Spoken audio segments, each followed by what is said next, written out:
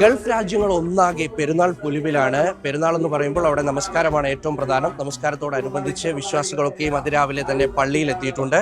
മസ്ജിദിലെത്തി അവർ നമസ്കാരമൊക്കെ കഴിഞ്ഞതിന്റെ ആ ഒരു പ്രാർത്ഥനാ നിർഭരമായ മുഹൂർത്തത്തിലാണ് ഇപ്പോൾ ഉള്ളത്. ഇനി ഇവിടെ നിന്ന് പ്രധാനമായിട്ടും റൂമുകളിലേക്ക് പോകുക, അവിടെ പോയി ഭക്ഷണങ്ങൾ ഉണ്ടാക്കുക, ഭക്ഷണം ഒരുമിച്ച് കഴിക്കുക എന്നുള്ളതാണ് പ്രവാസികളെ സംബന്ധിച്ചിടത്തോളം ഏറ്റവും പ്രധാനം. അതിനുശേഷം ഒരു ഉറക്കമൊക്കെ കഴിഞ്ഞ് പിന്നീട് പാർക്കുകളിലേക്കൊക്കെ പോവുക, വിനോദസഞ്ചാര കേന്ദ്രങ്ങളിലേക്കൊക്കെ പോവുക, ഒരുമിച്ച് സുഹൃത്തുക്കളൊക്കെ കാണുക, അതിനൊക്കെയാണ് ഇവർ സമയം ചെലവഴിക്കുന്നത്. എന്തായാലും ഇവിടെ നമസ്കാരം കഴിഞ്ഞിരിക്കുകയാണ്. UAE-യിൽ ഇത്തവണയും പള്ളികളിൽ മാത്രമായിരുന്നു നമസ്കാരം ഉണ്ടായിരുന്നത്. ഈദ്ഗാഹുകളൊന്നും തന്നെ ഉണ്ടായിരുന്നില്ല. ഇനി ഒരു പ്രധാനപ്പെട്ട ഒരു ചടങ്ങ്, അത് ഉദ്ഹിയത്താണ്. ഉദ്ഹിയത്തിന്റെ സമയം ആരംഭിച്ചിട്ടുണ്ട്. അതായത് ഈ കുർബാനി എന്ന് പറയുന്ന മൃഗങ്ങളെ അറുത്ത് മറ്റുള്ളവർക്ക് അത് നൽകുന്ന ഒരു പ്രധാനപ്പെട്ട ചടങ്ങുണ്ട്. അതിന്റെ സമയം തുടങ്ങി. ഇനി 3 ദിവസം അതിനുള്ള സമയമാണ്.